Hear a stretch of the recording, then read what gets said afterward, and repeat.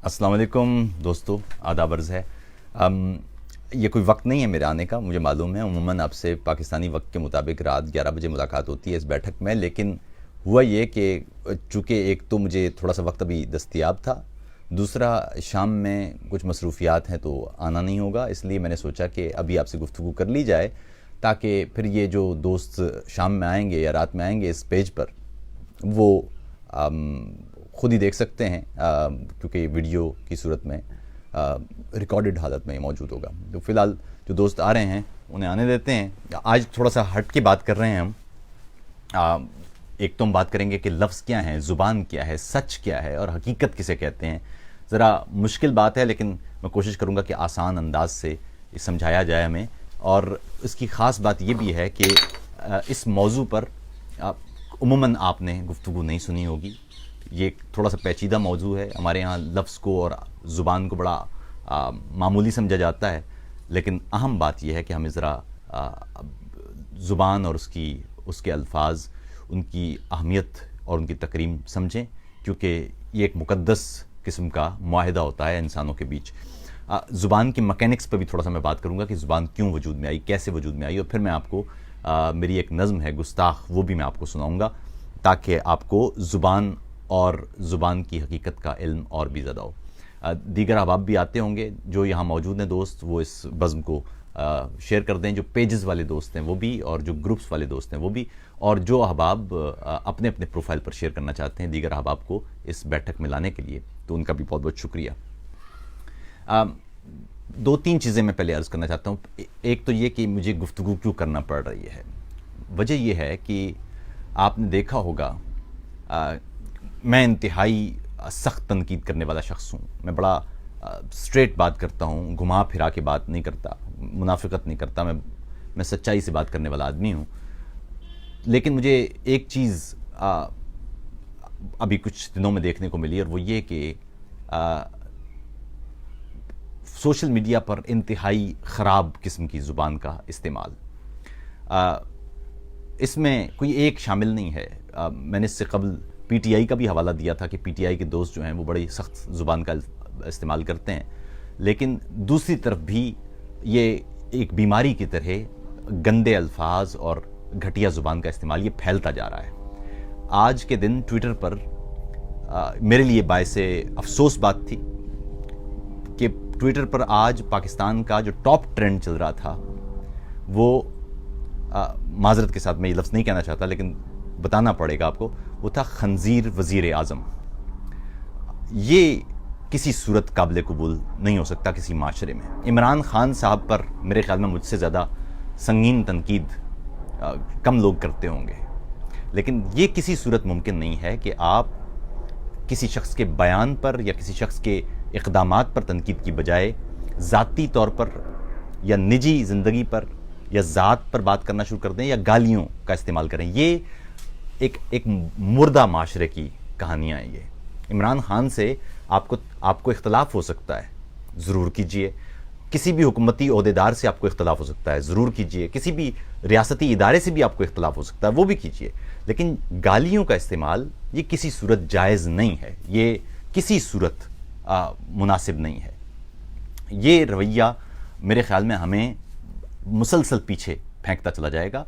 इसमें एक तरफ पीटीआई वाले हों या दूसरी तरफ नून लीग वाले हों या पीपल्स पार्टी वाले हों या कोई भी आम शख्स हो, गालियों का इस्तेमाल ये किसी सूरत किसी भी शख्स को, किसी भी खातून को, किसी भी अपाहज को, किसी भी बुनियाद पर, ज़ाती तौर पर, ज़ात की बुनियाद पर या ज़ात को हदफ बनाकर तनकीद का निशाना बनाना, ऐसी तनकीद जो तज़हीक से इबारत हो, ये गैर इंसानी काम है। हम जब आज़ादी इज़हार राय कहते हैं तो उसमें गाली शामिल नहीं होती, और उसकी एक बुनियादी वजह है। आज़ादी इज़हार राय में आपको राय की आज़ादी होती है, गाली आपकी राय मुझे लगता है कि नहीं है। यानी आप अगर गाली दे रहे हैं तो मुझे उम्मीद है कि गाली आपकी राय नहीं होगी, और अगर आपकी गाली ही राय है तो ये फिर समझ लीजिए कि बदकिस्मती की बात है। इसलिए कि राय आपकी किसी दलील पर होगी, हकायक पर होगी, सच्चाई पर होगी, या आपकी सच्चाई पर होगी। इसलिए मैं आज बात करूंगा कि सच्चाई क्या है और हकीकत क्या है, और ये अलग अलग क्यों मैं लिखे हैं मैंने, ہمارے یہاں عمومی تاثر تو یہ ہے نا کہ جو سچائی ہے وہی حقیقت ہے، لیکن ان کو ہم الگ الگ طریقے سے سوچیں گے اور دیکھیں گے۔ تو ایک بات سمجھ لیجئے کہ عمران خان ہوں یا نواز شریف ہوں یا آصف زرداری ہوں یا فضل الرحمان ہوں یا کوئی حکومتی عہدیدار ہو یا کوئی ریاستی ادارہ ہو، آپ بطور شہری کسی پر بھی تنقید کر سکتے ہیں، یہ بالکل آپ کا حق ہے، لیکن یہ کسی صورت مناسب نہیں ہوگا یا قابل قبول نہیں ہوگا کہ آپ خراب زبان کا استعمال کریں یہ یا گھٹیا الفاظ کا استعمال کریں، یہ نامناسب چیزیں ہیں، اس کو میرے خیال میں تبدیل کرنے کی ضرورت ہے۔ پہلی بات تو یہ ہے، اچھا کافی سارے دوست آ چکے ہیں اور میں گزارش کروں گا کہ جتنے بھی احباب ہیں وہ اپنے اپنے پیجز پر اسے شیئر کر دیں اس بیٹھک کو، کیونکہ میں اچانک آیا ہوں تو بہت سارے لوگوں کو معلوم نہیں ہے، تو اس لیے انہیں معلوم ہو جائے گا، اور باقی جو دوست احباب شام میں پہنچیں گے تو وہ بھی اس کو اپنے اپنے یہاں شیئر کر دیں گے، اس طرح ہماری بیٹھک جو ہے وہ لوگوں تک پہنچ جائے گی۔ اور یہ ضروری ہے اس طرح کی بیٹھکیں، کیونکہ میڈیا پر یہ گفتگو نہیں ہو رہی ہے۔ قوم کی تربیت کے حوالے سے ہم ایک طرف نصابی کتب میں درست مواد شامل کر کے اپنی قوم کو تعمیر نہیں کر رہے، اور دوسری طرف آپ میڈیا وہ اپنی ذمہ داریاں اس انداز سے ادا نہیں کر رہا کہ جس میں تربیت کا کوئی پہلو نکلے۔ وہاں پر ٹیلی ویژن چینلز پر، قومی ٹیلی ویژن چینلز پر سیاستدان کیا اور دیگر افراد کیا وہ براہ راست گالیاں دیتے ہوئے بھی نظر آتے ہیں۔ بہت سارے کلپس سوشل میڈیا پر موجود ہیں جہاں گالیاں اور خراب گالیاں، گندی گالیاں یہ سیاسی رہنما دیتے ہوئے نظر آتے ہیں۔ یہ میرے خیال میں یہ اس کی حوصلہ شکنی کی جانا چاہیے۔ اچھے معاشرے میں آپ کو بھرپور حق حاصل ہے کہ آپ میری بات سے اختلاف کریں، یہ آپ کا حق ہے۔ یہ ضروری نہیں ہے کہ عاطف توقیر جو بات کر رہا ہے وہ 100% درست ہو۔ عاطف توقیر کا ایک نقطہ نگاہ ہو سکتا ہے، وہ نقطہ نگاہ بالکل بھی غلط ہو سکتا ہے۔ اس نقطہ نگاہ کو غلط ثابت کرنے کے لیے عاطف توقیر جو حقائق بیان کرے ان کے مقابلے میں اپنی دلیل پیش کیجیے، اور اس دلیل سے میری کہی ہوئی بات کو یا نقطہ نگاہ کو یا بیان کو رد کیا جا سکتا ہے۔ تو وہی تو ہے نہیں، یا کوئی آسمان سے کوئی الہام تو اتر نہیں رہے، ہم اپنی بات کر رہے ہیں جو ہم نے پڑھا ہے، جو ہم نے دیکھا ہے، اس دیکھے اور پڑھے کی بنیاد پر ہمارا ایک نقطہ نگاہ ہے، اس نقطہ نگاہ سے ہم آپ کو بتا رہے ہیں۔ لیکن یہ نقطہ نگاہ کوئی حتمی تو نہیں ہے، تو آپ کا نقطہ نگاہ اس سے بہتر بھی ہو سکتا ہے، لیکن بہتر یہ ہوگا کہ ہم عاطف توقیر کی ذات آپ کے لیے عام نہ ہو، وہ کہا عام ہو جو میں کہہ رہا ہوں، اور اس پر گفتگو کی جا سکے تاکہ اس کا رد ہو سکے، تاکہ اگر میں آپ کا کوئی کمنٹ پڑھتا ہوں اور جس میں آپ نے ایک مدلل انداز سے مجھے جواب دیا ہے تو میں نہ چاہتے ہوئے بھی اس سے کچھ سیکھ جاؤں، اور یہ ہے اصل میں ایک اچھا انسانی معاشرہ جو ہمیں تعمیر کرنا ہے۔ اگر ہم ایک اچھی قوم بننا چاہتے ہیں تو ہمیں اپنے معاشرے میں تنوع کو جگہ دینا پڑے گی۔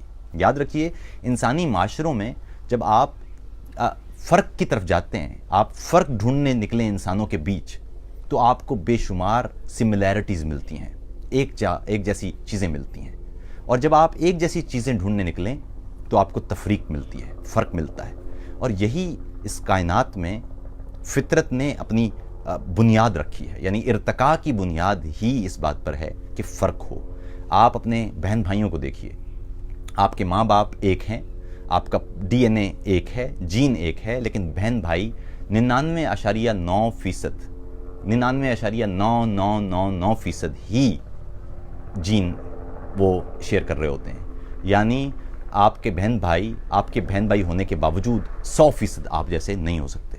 اسی طرح آپ ایک اپنے کچن میں جائیے اور 2 کپس نکالیے، وہ دونوں کپ آپ کو ایک ہی جیسے لگ رہے ہوں گے، لیکن دنیا کا کوئی بھی انسان 100% یقین کے ساتھ یہ نہیں کہہ سکتا کہ یہ 100% ایک جیسے ہیں، کیونکہ کائنات نے رکھا ہی نہیں ہے، اس کائنات کا اصول ہے کہ 100% کوئی بھی چیز ٹھیک نہیں ہوگی یا ایک جیسی نہیں ہوگی، پرفیکشن نہیں ہوگی۔ اسٹیفن ہاکنگ نے کہا تھا کہ universe does not allow perfection, اس کائنات میں پرفیکشن کی یا جو کاملیت ہے اس کی گنجائش نہیں ہے، وہ کہیں نہ کہیں وہ اس کو نیچے لے آئے گا تاکہ 99.9% کا اصول وہ قائم رہے، اس سے کم ہو، اس سے زیادہ نہ ہو۔ تو یہ کلچر ہمیں سمجھنا ہوگا کہ ہمیں تفریق اور فرق کو اپنے ہاں جگہ دینا پڑے گی، ہمیں مخالف نقطہ نگاہ کو سننا ہوگا اور اس کو دلیل سے رد کرنا ہوگا۔ جب تک ہم اس طریقے کو نہیں اپناتے ہم ایک صحت مند معاشرہ نہیں ہو سکتے۔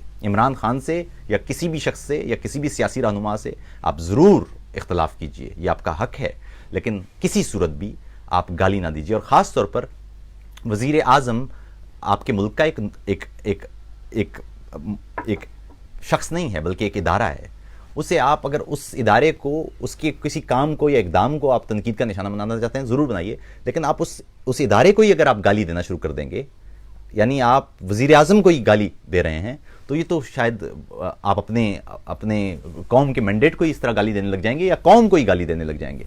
तो इसलिए मेरे ख्याल में इसका ख्याल रखने की बहुत शदीद ज़रूरत है। आप ज़रूर इख्तिलाफ़ कीजिए, लेकिन ज़ुबान का दुरुस्त इस्तेमाल वो बेहद ज़रूरी है। दलील से बात कीजिए। दूसरी बात यह है, कुछ दोस्त कह रहे हैं जी कि रिवाज पीटीआई, देखिए पीटीआई ने डाला है ये रिवाज या किसी ने भी डाला है, जब पीटीआई ने डाला है तो गलत किया है और आप वैसा ही गलत ना करें। ये कोई दलील नहीं होती कि जी फलां ने किया तो अब उसके साथ भी ऐसा होगा, या मकाफात अमल। ये मकाफात अमल नहीं है। जहाँ पर भी गलत चीज़ देखें, वो आपका भाई भी कर रहा हो, आपका घर का कोई शख्स भी कर रहा हो, उसको ज़रूर उसकी मजम्मत कीजिए। गलत बात को आप कभी भी उसका दिफा मत कीजिए। वो आपका सियासी रहनुमा करे या आपके घर का कोई शख्स करे या आप खुद भी करें, आपको ये इदराक होना चाहिए कि गलत बात वो कोई भी करे वो गलत ही रहेगी। तो इसलिए किसी भी शख्स, अगर इमरान खान साहब माजी में गालियां देते रहे हैं तो गलत करते रहे हैं, तो इसका मतलब है कि अब आप भी देंगे। उसी तरह अगर नवाज शरीफ ने माजी में गालियां दी हैं तो क्या अब आप भी देंगे, या भुट्टो साहब ने दी हैं तो क्या अब आपके लिए वो मिसाल है कि अब भुट्टो साहब ने दी थी इसलिए अब गालियां जायज़ हो गई। तो ये कोई तरीका नहीं है। अगर भुट्टो साहब ने दी थी तो गलत दी थी, अगर नवाज शरीफ ने दी है तो गलत दी है, और अगर इमरान खान साहब दे रहे हैं तो गलत दे रहे हैं। लेकिन आप ना दीजिए, आप ऐसी चीज़ों को हमेशा हौसला शिकनी कीजिए। एक बात। दूसरी बात ये, मैंने शुरू में कहा हकीकत और सच में फ़र्क क्या है। देखिए, हम जिस कायनात में रहते हैं, एज अ साइंटिस्ट मैं आपको कहूँ या एज अ फिजिसिस्ट मैं आपसे बात करते हुए कहूँगा कि क्योंकि हम जानते नहीं हैं कि कायनात एक ही है या कई कायनातें हैं, क्योंकि हमारे पास फिज़िक्स में थ्योरी है मल्टावर्स की, जो ये बता रही है, इन्फ्लेशन की जो थ्योरी है बिग बैंग के बाद, वो ये बताती है कि इस कायनात के बाहर भी हो सकता है लामहदूद कायनातें हों। तो इसलिए हम जानते नहीं हैं कि इस कायनात के बाहर कितनी कायनातें हैं, लेकिन इस कायनात में कुछ चीज़ें ऐसी हैं जो यूनिवर्सल हैं, और वो यूनिवर्सल ठीक है। मिसाल के तौर पर पानी का फार्मूला H2O है। वो H2O ज़मीन पर भी वही रहेगा, वो चांद पर भी वही रहेगा, वो मरीख पर भी वही रहेगा, वो किसी दूसरी गैलेक्सी में भी पानी H2O ही होगा, यानी 2 हाइड्रोजन के आइटम होंगे और 1 ऑक्सीजन का आइटम होगा। उसी तरह जो थर्मोडायनामिक्स का कानून है वो एक जैसा ही होगा, या जो तजाजुब का कानून है ग्रेविटेशन का, वो एक जैसा होगा। लेकिन एक चीज़ समझिए, वो ये कि हम जो बात कर रहे होते हैं, इंसान अपनी अंडरस्टैंडिंग के मुताबिक जब कोई बात करता है तो वो सच होता है। उसके झूठ होने का फैसला वो झूठ सिर्फ तब हो सकता है जब उसे मालूम हो और फिर वो झूठ बोल रहा हो, वो गलत बयानी कर रहा हो, ये झूठ होता है। तो झूठ और सच में नीयत का फ़र्क है जो हम और आप नहीं जान सकते। तो ये मुमकिन है कि कोई शख्स सच बोल रहा हो, लेकिन ये हम नहीं जान सकते कि वो झूठ बोल रहा है। हाँ, हम तब कहते हैं ये जो झूठ है, हम ये तब कहते हैं कि जब हम ये जानते हैं कि वो जानबूझ के झूठ बोल रहा है। एक हमारे दोस्त ने कहा E = mc², बिल्कुल ये जो आइंस्टाइन की थ्योरी है ये भी यूनिवर्सल है। लेकिन मसला समझिए, मसला है कि कई दफ़ा कोई शख्स बात करता है, वो अपने तौर पर सच ही बयान कर रहा होता है, लेकिन हकीकी तौर पर यानी यूनिवर्सली वो सच नहीं होता। मिसाल के तौर पर अगर एक बच्चा आपके पास आए और वो आपसे कहे कि चांद सितारों से बड़ा होता है, तो आप उसे कभी नहीं कहेंगे कि वो झूठ बोल रहा है। वो बच्चा तो सच ही बोल रहा है, लेकिन ये मुमकिन है कि उसका सच आफाकी सच यानी हकीकत ना हो। ऐसा सच जो कायनात बोल रही होती है वो हकीकत है, और वो सच जो आप बोल रहे हैं वो सिर्फ सच हो सकता है। वो झूठ उस वक्त हो सकता है जब आप जानबूझ के गलत बयानी कर रहे हो, ये समझ लीजिए। तो इसलिए सच और झूठ का फैसला तो ये सिर्फ और सिर्फ नीयत के एतबार से खुदा कर सकता है, या हम नहीं कर सकते। हाँ, ये हो सकता है कि हम ये जांच सकते हैं कि जो शख्स बोल रहा है ये क्या मुमकिन है कि वो गलत बयानी कर रहा हो, यानी वो जो बात कर रहा है वो गैर हकीकी हो या गैर दुरुस्त हो, नादुरुस्त हो, ये मुमकिन है। तो ऐसी सूरत में उसे दुरुस्त बात के साथ उसे तकसीम या तब्दील किया जा सकता है। मिसाल के तौर पर मैं कोई बात कर रहा हूँ, आप ये नहीं कह सकते कि मैं झूठ बोल रहा हूँ, क्योंकि मैं झूठ नहीं बोल रहा हूँ, मैं सच बोल रहा हूँ। ये हो सकता है कि मेरी सच्ची बात, जो मेरा सच है, बिल्कुल उस बच्चे की तरह जो कहता है चांद सितारों से बड़ा होता है, वो मुमकिन है कि मेरा सच वो हकीकत ना हो। ऐसी सूरत में आप मेरे सच को हकीकत की रद्द के साथ या हकीकत की दलील के साथ रद्द कर सकते हैं। ये है बुनियादी मैकेनिज्म। हम और आप इस वक्त जिस वसीले से बात कर रहे हैं, ये वसीला ज़ुबान का है। میں سوچ رہا ہوں، میں اس سوچ کو، میرے اور آپ کے درمیان جو ایک معاہدہ ہے کہ اس لفظ کا یہ مطلب ہوگا اور اس لفظ کا یہ مطلب ہوگا، اس معاہدے کے تحت میں آواز میں اسے تبدیل کر رہا ہوں، اور آپ کے کان وہ آواز سن کے، اس کانوں سے وہ آواز سننے کے بعد اس آواز کو دوبارہ سے وہ خیال میں وہ ڈی کوڈ کر رہے ہیں. یعنی میں ساؤنڈ میں کوڈ کر رہا ہوں اور آپ ساؤنڈ کو دوبارہ سے خیال میں ڈی کوڈ کر رہے ہیں. یہ ہمارے اور آپ کے بیچ ایک معاہدہ ہے. اس معاہدے میں اچھا سائنٹیفک باتیں بھی بعد میں کریں گے، بھی پہلے میں تھوڑا سا یہ سماجی بات کر لوں، یہ زبان کیا ہوتی ہے، کیونکہ اس کے بعد میں آپ کو بتاؤں گا کہ کیوں اہم ہے. یہ ایک دوست نے کہا یہ الفاظ کہاں سے آئے، میں یہ بھی بات کروں گا اس پر، کیونکہ یہ تاریخ ہے لفظوں کی. تو اس وقت یہ میرے اور آپ کے درمیان ایک میڈیم چل رہا ہے. یہ میڈیم یہ ہے کہ میں بول رہا ہوں اور آپ سن رہے ہیں، اور آپ سننے کے بعد میرے بولے ہوئے لفظوں کو، یعنی ساؤنڈ کو، آپ دوبارہ سے خیال میں کنورٹ کر رہے ہیں. اس لیے میرے کہے ہوئے کا مختلف لوگ مختلف مطلب نکال سکتے ہیں، اس لیے کہ مختلف لوگ جب ڈی کوڈ کرتے ہیں تو وہ اپنی اپنی سمجھ کے مطابق ساؤنڈ کو ڈی کوڈ کرتے ہیں. جب کوئی پڑھا لکھا شخص کوئی پڑھی لکھی بات دیکھ رہا ہوتا ہے تو وہ اسے کسی اور طرح سے دیکھ رہا ہوتا ہے. جب کوئی ایک ایسا شخص جس نے کم پڑھا ہے یا کم کتابیں پڑھی ہیں یا اس کا مطالعہ کم ہے، وہ جب کسی چیز کو دیکھے گا تو وہ کسی اور طرح سے اس کو ڈی کوڈ کر سکتا ہے. اور یہ ڈی کوڈ ہمیشہ ایسے ہی ہوتا ہے. یعنی ایک تو جب میں کوئی سوچ رہا ہوں، اس سوچ کو، خیال کو میں آواز میں، الفاظ میں کتنے اچھے انداز سے ڈھالتا ہوں تاکہ میرا جو خیال ہے اس کا زیادہ سے زیادہ حصہ قائم رہے، اور پھر جو میرا سننے والا ہے وہ ساؤنڈ کو کتنا اچھا دوبارہ سے خیال میں کنورٹ کرتا ہے. یہ ہے، یہ ایک طرح سے ہم پر جبر بھی ہے، لیکن ایک طرح سے یہ ہمارے بیچ راحت اور بہتری کا سامان بھی ہے کہ میں جو کہہ رہا ہوں وہ آپ تک پہنچ پا رہا ہے. یہ ہے اس کی میکینزم، اس کو زبان کہتے ہیں. مزے کی بات دیکھیے کہ زبان یہ اس لیے اہم ہے کیونکہ اس کی ایک طویل تاریخ ہے. یہ بہت طویل تاریخ ہے.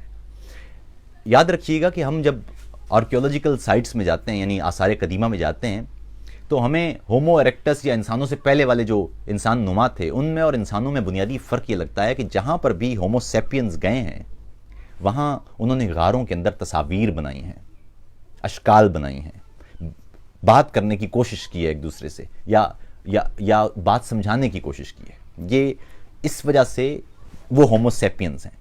یہاں ہمیں پتہ چل جاتا ہے کہ یہ ہومو سیپینز ہیں کیونکہ انہوں نے یہ آرٹ، یہ تصاویر کے ذریعے، اشکال کے ذریعے انہوں نے بات کرنے کی کوشش کی ہے. یہ ہے اہم. میری ایک نظم ہے، پہلے میں وہ سنا دیتا ہوں تاکہ آپ کو اور زیادہ علم ہو جائے. اس کا نام ہے گستاخ. جبین گستاخ پر لکھا ہے، میں معتبر ہوں، میں اپنی فطرت کی اس ودیت کا مارا انسان جسے تجسس پکارتے ہیں. میں اپنے ہونے سے اس کے ہونے کے پیچ و خم میں بھٹک رہا ہوں. میں اپنے ہونے سے اس کے ہونے کے پیچ و خم میں بھٹک رہا ہوں، مگر میں اس شہر سے نہیں ہوں جہاں پہ رفت شعور کی ہے، جہاں سوالات معتبر ہیں.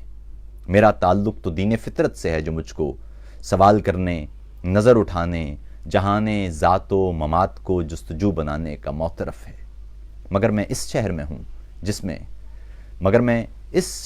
جس میں شعور فطرت کا راستہ ہی بے رہروی ہے، جہاں عقائد شعور و معنی کے راستے میں رکاوٹیں ہیں، جہاں پہ شرع سوال کرنے، نظر اٹھانے، جہانے ذات و ممات کو جستجو بنانے کو کفر کہتی ہے اور گستاخ مانتی ہے.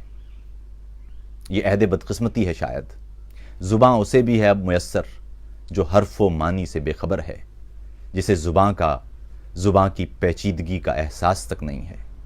یہ لفظ تو ارتقاء کی راہ پر ہر ایک منزل پہ ہم قدم تھے، سمیری تہذیب سے بھی پہلے، ہر ایک مروج زباں کی تعویل سے بھی پہلے، ہر ایک عقیدہ ہاؤ ہو سے قرآن و انجیل سے بھی پہلے، کہ جب تصور فقط تصاویر بن رہے تھے مگر یہ اشکال اصل میں لفظ تھیں جو ہم سے ہزاروں صدیوں کے فاصلے پر بھی گفتگو ہیں.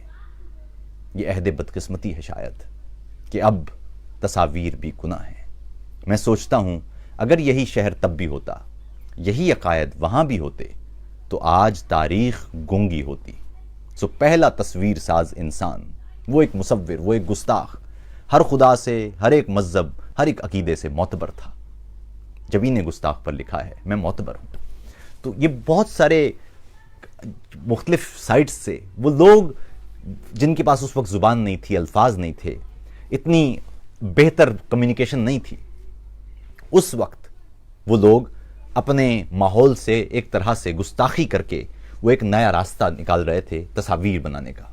उस वक्त बेशुमार खुदा पूजे जा रहे थे, कहीं आग की सूरत में, कहीं सूरज की सूरत में, लेकिन वो लोग इन सारे मामलात से आगे निकलकर वो अल्फाज बना रहे थे जो शुरू में तस्वीर और अशकाल की सूरत में थे, और फिर धीरे धीरे यही अशकाल आगे बढ़ती बढ़ती बढ़ती बाकायदा ज़ुबानों और लफ्ज़ों की सूरत में आ गई।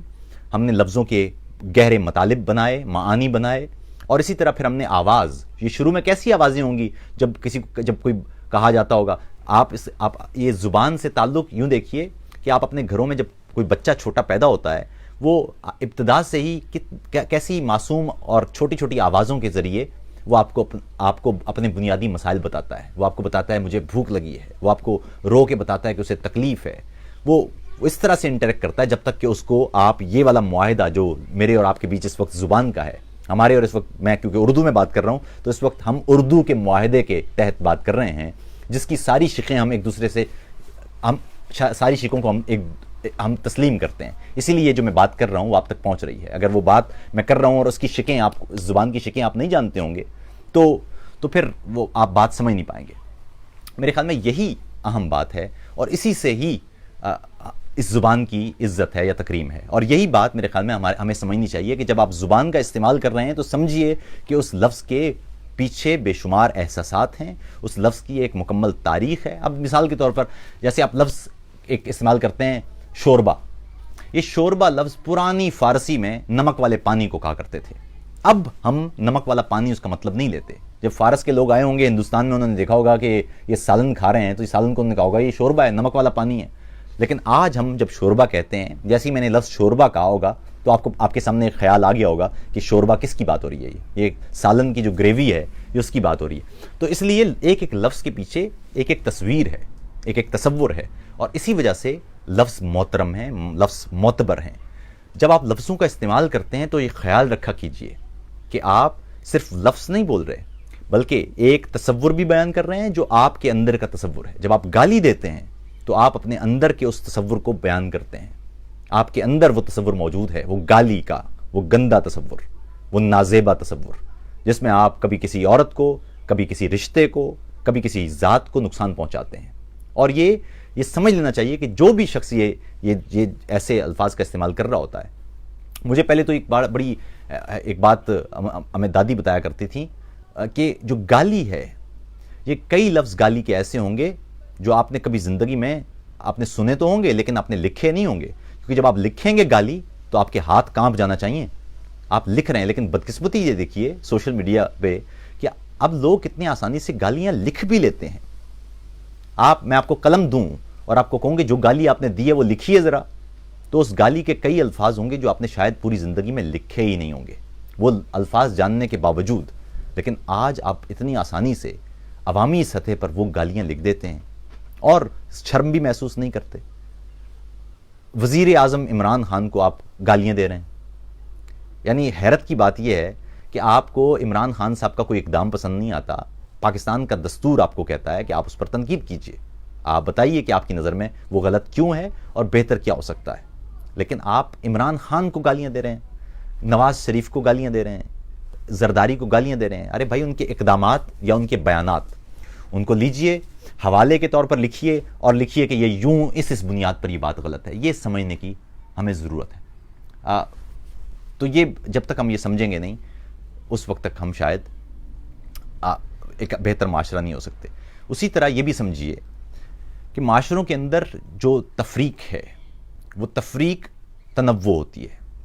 पाकिस्तान जैसा माशरा, उसमें मुख्तलिफ़ कौमें आबाद हैं जो दस्तूर पाकिस्तान के तहत पाकिस्तानी कौम के बड़ी छतरी के अंदर हैं। उसके नीचे बाकायदा कौमें मौजूद हैं जिनकी अपनी तारीख़ है, जिनकी अपनी सकाफ़त है, जिनकी अपनी ज़ुबानें हैं। उसी तरह पाकिस्तान के अंदर मुख्तलिफ़ मज़ाहिब भी मौजूद हैं, उनकी भी अपनी तारीख़ है, उनकी भी अपनी सकाफ़त है, उनका भी अपना रंग है। जब हम मुख्तलिफ़ मज़ाहिब, मुख्तलिफ़ रंगों, मुख्तलिफ़ नस्लों को उस पाकिस्तान की छतरी के नीचे नहीं लाएंगे, जिस छतरी के ज़रिए हम ये समझ ले या हम तय कर चुके हैं एक मुआहिदा है, जिस तरह ज़ुबान एक मुआहिदा है उसी तरह दस्तूर भी एक मुआहिदा है। उस दस्तूर के मुआहिदे के तहत इस मुल्क में पैदा होने वाला हर शख्स पाकिस्तानी है, وہ اس مٹی کا بیٹا یا بیٹی ہے اور پاکستان کے قانون کے مطابق وہ برابر کا شہری ہے۔ جہاں جہاں آپ کو انسانوں کے درمیان تفریق کا راستہ دکھائی دے تو سمجھ لیجئے کہ اس تفریق کے سامنے آپ کو کھڑے ہونا پڑے گا۔ بے شک وہ شخص جس کے ساتھ تفریق روا رکھی جا رہی ہے وہ آپ کا مذہب کے اعتبار سے، مسلک کے اعتبار سے، نسل کے اعتبار سے یا قوم کے اعتبار سے وہ آپ کا بدترین دشمنی کیوں نہ ہو، لیکن جب اس سے تفریق رکھی جا رہی ہو بحیثیت انسان تو آپ کو اس وقت اس کے ساتھ کھڑے ہونا ہے۔ اس سے نظریے کا اختلاف ضرور کرتے رہیے، اس سے اس کے عقائد کا اختلاف بھی کر سکتے ہیں، اس سے اس کی ثقافت کے اوپر بھی آپ بات کر سکتے ہیں اور اس رسوم کے اوپر بھی آپ اختلاف کر سکتے ہیں، لیکن آپ کو کسی انسان سے اختلاف نہیں کیا جا سکتا۔ مثال کے اس کی میں ایک مثال دیتا ہوں آپ کو۔ ہمارے ہاں جب کوئی جملہ بولا جاتا ہے تو کہا جائے گا جی کہ امریکہ کے لوگ یوں ہیں، یا امریکہ نے یہ کر دیا ہے، امریکہ نے عراق کو تباہ کیا، یا ہم کہیں گے جی کہ بھارت نے ایسا کر دیا۔ اب مسئلہ یہ ہے کہ اس کو دو حصوں میں آپ کو توڑنا چاہیے۔ ایک یہ کہ آپ امریکہ میں جائیں گے تو ایسا نہ کہیے کہ تمام کے تمام امریکہ نے عراق کو تباہ کیا ہے۔ وہاں پر عراق کے حق میں جتنی بڑی ریلیاں امریکہ میں نکلی ہیں یا برطانیہ میں نکلی ہیں ٹونی بلیئر کے خلاف اور بش کے خلاف، وہ بھی امریکی لوگ تھے۔ ابھی کچھ عرصے پہلے جب ٹرمپ نے 6 مسلمان ملکوں کے شہریوں کے امریکہ میں داخلے پر پابندی لگائی تھی تو ان 6 ملکوں کے لوگوں کو گلے لگانے کے لیے ایئرپورٹوں پر، ہوائی اڈوں پر امریکیوں کا ہی رش تھا۔ جب کوئی ان 6 اسلامی ملکوں سے کوئی شخص اندر داخل ہوتا تھا تو اس کے ہاتھ میں پھول دیا جاتا تھا اور اس سے گلے ملا جاتا تھا، وہ بھی امریکی تھے۔ اسی طرح بھارت میں بھی آپ کو ہندو انتہا پسند ملے گا، لیکن بھارت میں وہ آوازیں بھی موجود ہیں جو ان ہندو انتہا پسندوں کے خلاف کھڑی ہیں۔ اسی طرح پاکستان میں ایک طرف آپ کو انتہا پسند نظر آئے گا، لیکن اس کے سامنے آپ جیسے لوگ بھی موجود ہیں جو کہہ رہے ہیں کہ انتہا پسندی نہیں چلے گی، ہم انتہا پسندی نہیں ہونے دیں گے۔ ہم مسلمان ہیں بالکل، ہم پاکستانی ہیں بالکل، لیکن ہم پاکستان کی بنیاد پر کسی دوسرے انسان کو قتل نہیں کریں گے، ہم اپنے مذہب کی بنیاد پر کسی دوسرے انسان کو قتل نہیں کریں گے، ہم کسی صورت بھی تشدد کا راستہ نہیں اپنائیں گے۔ یہ ہمارا کام ہے۔ بحیثیت انسان ہمیں ہر انسان کو پروٹیکٹ کرنا ہے۔ جب آپ کہیں گے امریکہ کی پالیسیوں پر اختلاف کا ہر شخص کو حق ہے، اسرائیل کی پالیسیوں پر اختلاف کا ہم سب کو حق ہے۔ جب کسی اسرائیلی کی طرف سے غزہ میں کسی بچے پر گولی چلائی جاتی ہے اس کو سختی سے کنڈیم کرنے کی ضرورت ہے، سختی سے، تمام تر الفاظ یا اس پورے جذبات کے ساتھ کہ اس بچے کے ساتھ یہ زیادتی نہیں ہونی چاہیے تھی، بچہ نہیں مرنا چاہیے تھا، یا کوئی نہتا شہری یا فلسطینی نہیں مرنا چاہیے تھا۔ لیکن اس کا مطلب یہ نہیں ہے کہ اسرائیل کی پالیسیوں کی بنا پر آپ تمام یہودیوں سے نفرت شروع کر دیں یا تمام یہودیوں کے قتل کو جائز قرار دینا شروع کر دیں۔ اسی طرح امریکہ کی پالیسیاں جہاں جہاں اس نے زیادتیاں کی ہیں، عراق میں یا شام میں یا لیبیا میں یا کہیں بھی ہتھیاروں کی تجارت، تو آپ کسی بھی پالیسی کو بھرپور انداز سے اس پر تنقید کرنے کا حق رکھتے ہیں، یہ ضروری ہے۔ لیکن اس کا مطلب یہ نہیں ہے کہ آپ امریکی عوام سے ہی نفرت شروع کر دیں۔ اسی طرح پاکستان ہے، ہمیں خود اپنے ملک کی بہت ساری پالیسیوں سے اختلاف ہے، لیکن اس کا مطلب یہ نہیں ہے کہ ہم پاکستان ہی کے خلاف ہو جائیں یا ہم پاکستانی قوم ہی کو کہ پوری کی دیکھیے نا، یورپ میں ایک نیریٹو ہے جی کہ تمام مسلمان دہشت گرد ہوتے ہیں۔ یہ غلط نیریٹو ہے، کیونکہ ہم بھی مسلمان ہیں اور ہم تو دہشت گرد نہیں ہیں، ہم نے تو کبھی بندوق نہیں اٹھائی۔ تو آپ سارا لیبل، چند افراد کا لیبل پورے کے پورے مسلمانوں پر کیسے لگا سکتے ہیں؟ تو یہ لڑائی ہم لڑ ہی اس وقت سکتے ہیں جب ہم انسانیت کے پیمانے پر لڑیں گے۔ ہم یہ نہیں ہونے دیں گے کہ جو مجرم ہے اس کا جرم پوری کی پوری کمیونٹی پر لگا دیا جائے، یہ کسی صورت نہیں ہونے دینا چاہیے۔ آپ کو خود روکنا چاہیے۔ جب کوئی شخص جرم کرے اس شخص کو اس جرم کی سزا ملنا چاہیے، اس پر کوئی دو رائے نہیں ہے۔ لیکن کوئی شخص جرم کرے اور اس پوری کمیونٹی کو اس جرم کی سزا دی جائے، مثال کے طور میں اس سے پہلے بھی بات کر چکا ہوں، قبائلی علاقوں میں جو رول رہا ہے، جب وہ قبائلی علاقے تھے، فاٹا جب وہ اس میں ضم نہیں ہوا تھا، تو جو گورے کا بنایا ہوا ایک کالا سیاہ قانون تھا ان قبائلیوں کو، ان پشتونوں کو ماتحت بنانے کا یا انہیں غلام بنا کے رکھنے کا، اس میں یہ تھا کہ ایک شخص اگر جرم کرتا ہے تو اس کے گھر کو گرا دیا جائے یا اس کے پورے قبیلے کو اس کی سزا دی جائے۔ اس کو انسانی معاشرے میں، یا ایف سی آر کی بات کر رہا ہوں، اس معاشرے میں، انسانی معاشرے میں ہم اس کو کیسے جائز قرار دے سکتے ہیں؟ کیسے؟ اس لیے کسی اگر قبائلی نے جرم کیا ہے آپ ضرور سزا دیجئے اس کو قانون کے مطابق، لیکن آپ اس کا گھر، اس کا قبیلہ پورا یا اس کا پورا خاندان، اسے کیسے سزا دے سکتے ہیں؟ فرد کی سزا اجتماع کو دینا یہ غیر انسانی رویے ہیں، یہ انسانی معاشرت کے، یہ آج کے 21ویں صدی کے انسانی معاشرے کے رویے نہیں ہو سکتے۔ کوئی شخص نے جرم کرتا ہے اسے ضرور سزا دیں، اس کی سزا کے لیے مجرم کو عدالت کے کٹہرے تک لانے کے لیے ہم سب کو آواز اٹھانا چاہیے، وہ کوئی افسر ہو کہ کوئی سیاستدان ہو کہ کوئی فوجی ہو کہ کوئی عام شخص ہو، کوئی استاد ہو۔ جو شخص جرم کرتا ہے اصول یہ ہے کہ اسے عدالت کے کٹہرے میں آ کے اپنے اس جرم کا حساب دینا چاہیے، ہر شخص کو، کوئی صحافی ہو کہ کوئی جج ہو، کوئی فرق نہیں پڑتا اس سے۔ جو شخص بھی جرم کرتا ہے وہ ملزم ہے، عدالت میں اسے پیش کیا جائے، اسے اس جرم کی سزا دی جائے۔ لیکن اگر کوئی شخص جرم کرتا ہے تو اس کے خاندان کو آپ سزا نہیں دے سکتے، اس کے قبیلے کو آپ سزا نہیں دے سکتے، اس کے پورے فرقے کو آپ سزا نہیں دے سکتے، اس کے پورے مسلک کو آپ سزا نہیں دے سکتے، اس کی پوری قوم کو آپ سزا نہیں دے سکتے۔ اگر کوئی شخص دہشت گرد ہے تو مسلمان دہشت گرد نہیں ہے، اگر کوئی شخص انتہا پسند ہے تو تمام مسلمان انتہا پسند نہیں ہیں، یہ سمجھنا پڑے گا ہمیں۔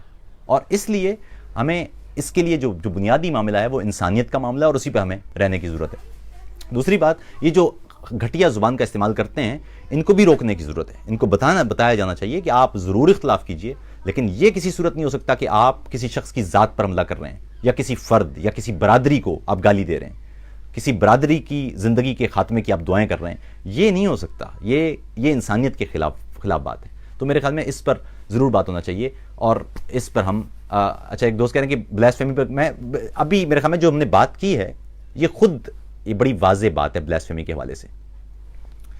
جو ابھی ہالینڈ میں معاملہ ہوا تھا یا ہو رہا ہے، میں اس پر بات کر چکا ہوں پہلے بھی۔ بات یہ ہے کہ ہالینڈ کے لوگ، ہالینڈ کی اکثریت وہ اس کے حامی نہیں ہے۔ مزے کی بات دیکھیے کہ جب چارلی ایبدو کے کارٹون چھپ رہے تھے تو ایک عام جرمن کہہ رہا تھا کہ کیا بکواس ہے، یہ کیوں چھاپ رہے ہیں، یہ فضول ہے، لوگوں کو تنگ کرنا یا نفرت انگیزی پھیلانا۔ تو ایک عام جرمن یا ایک عام یورپی شہری وہ اس کے حق میں نہیں ہے۔ تو یہ بالکل پہلی تو یہ سمجھ لیجئے کہ یہ ایسا نہیں ہے کہ تمام مغربی ممالک کے لوگ کچھ سازش کر رہے ہیں۔ عام لوگ کہاں سازش کر رہے ہوتے ہیں بیچارے؟ کوئی جرمن ہو کر کوئی فرینچ ہو، وہ صبح سے نکلتا ہے بیچارہ، شام تک نوکری کرتا ہے، اپنے بچوں کو پال رہا ہوتا ہے، اس کے پاس کہاں اتنا وقت ہے کہ وہ سازشیں کرتا پھرے گا؟ وہ تو باہر سے لگتا ہے نا کہ تمام یورپ سازشیں کر رہا ہے اور تمام امریکہ کے لوگ بیٹھے ہوئے ہیں اور سازش، یہ تو ظاہر ہے ایک مقبول جملہ ہو سکتا ہے، لیکن یہ نہیں ہو سکتا کہ تمام کے تمام لوگ۔ ہالینڈ میں بھی جو واضح اکثریت ہے لوگوں کی وہ اس کے حق میں نہیں ہے۔ یہ ایک ٹولہ ہے، ایک ٹولہ ہوتا ہے ہر معاشرے میں، یہ انتہا پسندوں کا ٹولہ ہوتا ہے جو نفرت کو ہتھیار بناتا ہے، خوف کو ہتھیار بناتا ہے اور نفرت پیدا کرتا ہے۔ یہاں پر جو گیرٹ ولڈرز ہیں، یہ مسلمانوں سے اور مہاجرین سے نفرت کے جس انداز کے نعرے لگاتے رہے ہیں، اور اس کا فائدہ ہوتا ہے ظاہر ہے ان کو، اس کا فائدہ یہ ہوتا ہے کہ یہ عوامی مقبولیت بڑھاتے ہیں کہ جی خوف، مسلمانوں سے خوف، مسلمان آپ کی تہذیب کھا جائیں گے اور ثقافت کھا جائیں گے اور یوں کر دیں گے، اور یہ خوف لا کے وہ اپنی طاقت میں اضافہ کرتے ہیں۔ اور اسی طرح آپ ہندوستان میں جائیں گے تو وہاں پر بھی وہ خوف کا ہی ٹول استعمال کرتے ہیں جی کہ خوف، مسلمان ہندوستان کو کھا جائیں گے اور ہندوستان کی تہذیب ختم ہو جائے گی اور ہندو تہذیب ختم ہو جائے گی، اس لیے مسلمانوں کے خلاف کھڑے ہو جائیں۔ اور اسی طرح ہم اپنے ملکوں کے اندر یہی کرتے ہیں کہ جی فلاں اقلیت سے ہمیں خطرہ ہے، ہمارا ملک ختم ہو جائے گا اور وہ اقلیت ہمیں کھا جائے گی، ہم اکثریت میں لیکن ہمیں ڈر ہے۔ تو یہ خوف کا، دنیا بھر میں جو انتہا پسند ہوتے ہیں وہ خوف کا آلہ استعمال کر کے اپنی طاقت میں اضافے کے لیے دیگر برادریوں کو، دیگر نسلوں کو، رنگوں کو، قومیتوں کو وہ نفرت کا نشانہ بناتے ہیں، ان کے خلاف نفرت پھیلاتے ہیں۔ دہشت گرد، تمام پشتون دہشت گرد ہیں، تمام بلوچ غدار ہیں، مطلب یہ اس طرح کے جملے یہ بک تو آسانی سے جاتے ہیں لیکن ان کا حقیقت سے کوئی تعلق نہیں ہوتا، یہ صرف نفرت انگیزی ہے، اس کا کوئی اور تعلق نہیں ہو سکتا۔ تو اس لیے ایسے جملوں کو جو برادریوں کو، جو قوموں کو، جو نسلوں کو، جو اقلیتوں کو اس انداز سے دیوار سے لگانے والے ہوں یا ان کے خلاف نفرت میں اضافے والے ہوں، انہیں روکنے کی کوشش کرنا چاہیے۔ ہالینڈ والی ایپیسوڈ یہی ہے۔ اب مسئلہ یہ ہے کہ وہ کیا کریں گے، وہ اس طرح کا کام کریں گے، یہاں یورپ میں جو مسلمان ہیں اس کے خلاف احتجاج کریں گے، جہاں پر بھی وہ احتجاج پرامن نہیں ہوگا، یہاں پر بھی کوئی چیز ٹوٹے گی، وہ اس کی تصاویر بنائیں گے اور اگلی جو ایسا کوئی وہ کریں گے اس میں دکھائیں گے کہ دیکھو ہم نے صرف بات کی تھی، انہوں نے چیزیں توڑی ہیں، اور خوف پھیلے گا اور ان کی مقبولیت اضافہ ہوگا۔ یہ نفرت کا چکر اسی طرح چلتا رہتا ہے۔ تو اس لیے میرے خیال میں ہم جب تک ہم قانون، دستور اور انسانیت کو بالا نہیں رکھتے، اس کو اوپر نہیں رکھتے، اس وقت تک ہم ایک اچھا معاشرہ نہیں بن سکتے۔ میں نے بھی کچھ دیر پہلے ٹویٹ کیا تھا، ہمارے ہاں سچائی کی حالت یہ ہے کہ ہم ایک طرف اس قوم کو متفق ہے یہ قوم کہ انسان چاند پر نہیں گیا اور وہ چاند پر جانے والا وہ سارا امریکہ کا ڈرامہ تھا، اور ساتھ ہی پوری قوم اس پہ بھی متفق ہے کہ نیل آرمسٹرانگ نے چاند پر اذان سنی تھی۔ تو اس لیے میرے خیال میں جو سچ ہو اسے انویسٹیگیٹ کیا کیجئے، اسے پڑھا کیجئے، اسے پرکھا کیجئے، اس کا جائزہ لیجئے، اور پھر آپ اس کو حقیقت تسلیم کیا کیجئے۔ سنی سنائی باتوں پر یقین کرنے کی بجائے بہتر ہوتا ہے کہ مختلف نقطہ نگاہ کو آنے دیا جائے، ان سے اختلاف کیا جائے، سوال کیا جائے، سیکھا جائے، پھر سوال کیا جائے، اور پھر اپنا کوئی نتیجہ نکالا جائے۔ اور وہ نتیجہ بھی یہ نہ سمجھ لیا جائے کہ اب وہ حتمی نتیجہ ہے، سمجھا جائے کہ ممکن ہے کہ آپ نے نتیجہ نکالنے میں آپ سے غلطی ہو گئی ہے، کیونکہ ممکن ہے کہ ہم جتنا بھی علم حاصل کرتے ہیں اس علم میں ہمیشہ سقم پر وہ سقم رہتا ہے۔ تو اس لیے میرے خیال میں ہمیں ان چیزوں کا خیال رکھنے کی ضرورت ہے۔ اچھا، ایک ہمارے رانا مظہر اقبال مظہر صاحب کہتے ہیں بلیسفیمی پر مرڈر جائز ہے۔ دیکھیے، میں ذاتی طور پر آپ کو بتاؤں کہ یہ پاکستان کے اندر ایک قانون ہے۔ میں ذاتی رائے اس میں آپ کو دینے کی بجائے میں سمجھتا ہوں کہ پاکستان میں ایک قانون ہے، اور اس قانون میں لکھا ہوا ہے کہ اس جرم کی یہ سزا ہوگی۔ اب اس سے پہلے میں اس پر تفصیلی ایک بات بھی کر چکا ہوں اور ایک پروگرام بھی کر چکا ہوں، متبادل کا ایک پورا پروگرام جس میں نے بہت سارے عالموں سے بھی بات کی تھی، وہ تفصیلی طور پر موجود ہے۔ میں آپ سے کہوں گا کہ وہ سنیے۔ اس میں بہت سارے مکاتب فکر کے عالموں سے بھی بات ہوئی تھی، قانون دانوں سے بھی بات ہوئی تھی۔ وہ قریب کوئی 1.5 گھنٹے کا پروگرام ہے جس میں نے تفصیل سے پوچھا تھا ان سے کہ کیا معاملہ ہے۔ پہلی بات تو یہ ہے کہ پاکستان میں ایک قانون ہے اور وہ قانون موجود ہے۔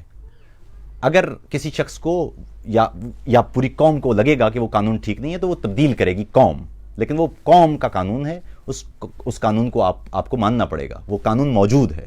تو اس لیے جو قوانین ہیں، یہ سوال درست ہے کہ کوئی قانون ٹھیک ہو سکتا ہے کہ ٹھیک نہیں ہو سکتا، ٹھیک ہے، یہ اچھی بات ہے، فلسفہ اور علم کے لحاظ سے آپ اس پہ سوال کر سکتے ہیں، لیکن وہ قانون موجود ہے۔ مثال کے طور پر مجھے 302 کے قانون میں سزائے موت پر مجھے ہمیشہ سے اعتراض ہے۔ میں نہیں سمجھتا کہ انسانوں کو سزائے موت دینا چاہیے۔ ایک شخص جرم کرتا ہے، اس کو بھی ویسے ہی جرم اس کے ساتھ معاشرہ کرے، لیکن 302 پاکستان میں قانون ہے، وہ جب تک ہے وہ ہے۔ اگر آپ سمجھتے ہیں کہ وہ ٹھیک نہیں ہے تو وہ معاشرہ جس کا قانون ہے وہ معاشرہ خود تبدیل کر سکتا ہے۔ یہ میں اور آپ ہم چیزوں سے علمی طور پر یا فکری طور پر اختلاف کر سکتے ہیں، لیکن جب تک کوئی قانون موجود ہو، وہ قانون ٹھیک ہو یا غلط ہو، وہ قانون کو بطور قانون اس کا احترام کرنا پڑے گا، کیونکہ اس جو نا لا آف دا لینڈ، وہ اگر احترام نہیں کیا جائے گا یہ کہہ کے کہ یہ ٹھیک نہیں ہے، تو اس کے بعد پھر وہ معاشرہ کبھی بھی صحت مند معاشرہ نہیں بن سکے گا۔ اس پر تفصیلی بات میں ویسے وہ کر چکا ہوں۔ اس میں غامدی صاحب سے بھی انٹرویو کیا تھا، اس میں مفتی نعیم صاحب سے بھی بات کی تھی، بہت سارے لوگوں سے اس میں بات کی تھی اور ان سے جانا تھا کہ اس معاملے میں کیا کیا جائے۔ تو زیادہ تر علماء کی، میں یہاں پر تھوڑا سا بتا دوں، زیادہ تر علماء کی رائے یہ تھی کہ اس کا جو پروسیجرل حصہ ہے، جس میں پرچہ کیسے کٹنا ہے یا گواہی کا کیا ہوگا معاملہ اور اس کی انویسٹیگیشن کیسے ہوگی، اس پر تمام کے تمام جو علماء تھے وہ متفق تھے کہ جی اس میں بہتری کی گنجائش موجود ہے، تاکہ جو بے قصور لوگ ہیں وہ اس کی زد میں نہ آئیں اور اس طرح سے وہ ہو۔ ذیشان احمد کہتے ہیں جی کہ بلاسفیمی کی لا کی کوئی سزا قرآن میں موجود نہیں ہے۔ ہاں، میں بھی خیر بلاسفیمی پہ بات نہیں کر رہا، اس لیے میں نے کہا کہ وہ آپ برائے مہربانی وہ پروگرام دیکھیں۔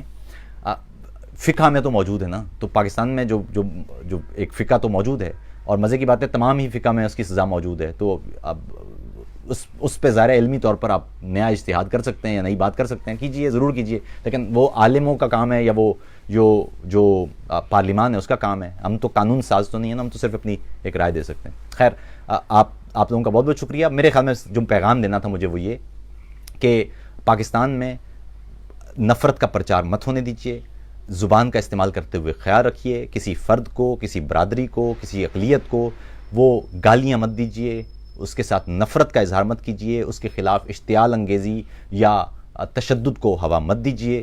اختلاف ضرور کیجیے، لیکن اختلاف کا طریقہ کار یہ ہے کہ آپ نظریے سے اختلاف کرتے ہیں، آپ انسان کے رویے سے بھی اختلاف کر سکتے ہیں، آپ بیانات سے بھی اختلاف کر سکتے ہیں، لیکن انسان سے اختلاف نہیں کر سکتے، انسانیت سے اختلاف نہیں کر سکتے۔ جان ایلیا نے کہا تھا اس دنیا پر 2 طرح کی قومیں اور 2 طرح کے نظریات بستے ہیں۔